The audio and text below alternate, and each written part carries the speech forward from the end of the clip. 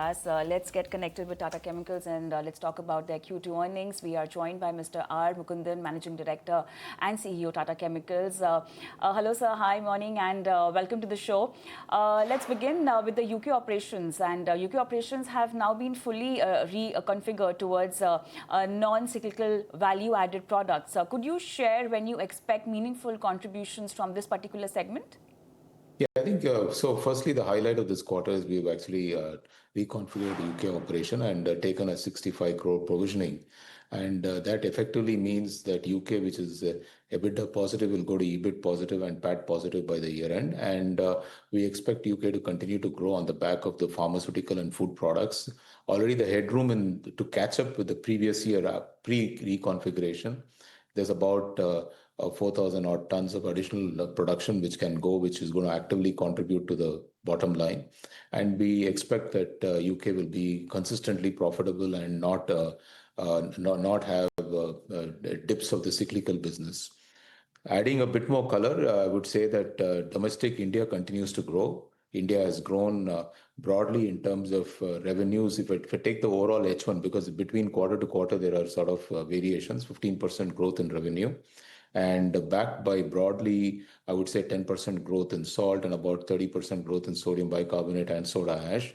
And effectively, the profits are up about 35%, 35% at EBITDA and PAT level. So, and Kenya has had a bit of a blip because we also paid, one-time settlement of all the tax issues by paying 16 crores to Kenya Revenue Authority to sort of move forward from a dispute which we had.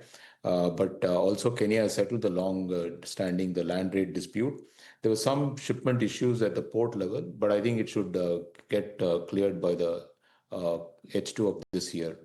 The big issue has been US, where I think while domestic market in US is doing well, as per plan and is more or less steady, I think exports from US have suffered a lot. 50% of the US production is exported, and mainly the exports going to Southeast Asia, which has had a big price dip.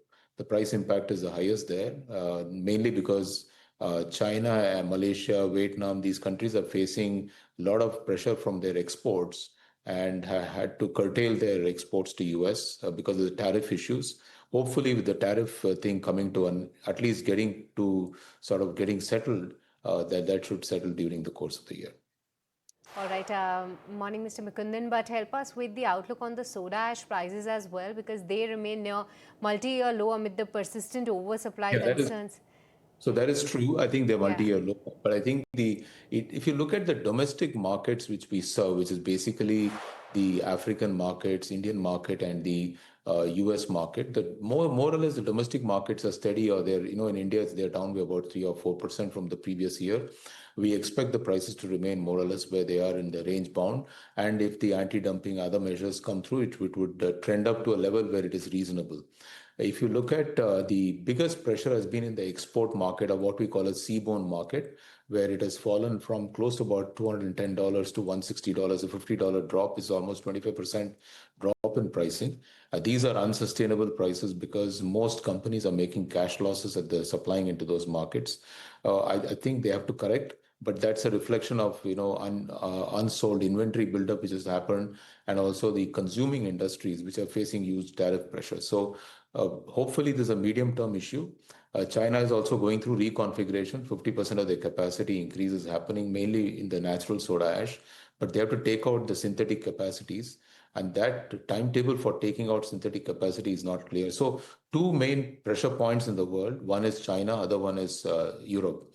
Both these places need capacity reconfiguration. Europe mainly because it's uncompetitive, and China because it is trying to reconfigure its supply chain. Right. So let's also talk about the debt. The company's debt has risen sequentially to 5583 crores. Now, how do you see leverage levels trending by your end? And will the proposed 1,500 crore NCD issue primarily be for refinancing or to create balance sheet flexibility? Actually, the debt has not moved. What has happened is rupee has depreciated against UK pound. So we have about 200 million pound UK debt, which is actually denominated in pounds. That is where the 200 crore increase has happened.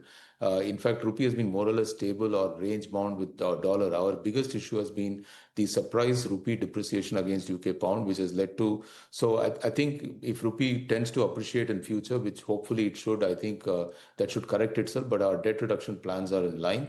The 1500 raise which we have done in capital is for multiple reasons. As I said, we will formally announce expansion of soda ash in India by about 500,000 ton, and also expanding salt capacity by another 20 odd percent and bicarb capacity by 30 odd percent by the next quarter, because these are all getting undergoing review at the board level. And this is to create flexibility of funding all the growth which we need in the next 18 months or so. So we will continue to invest in India, continue to invest in Kenya, and look at how to sort of reconfigure markets as far as the US operation is concerned. Right, we'll watch out for that. But with this, Mr. Mukundan, would like to thank you for taking the time out and speaking with us.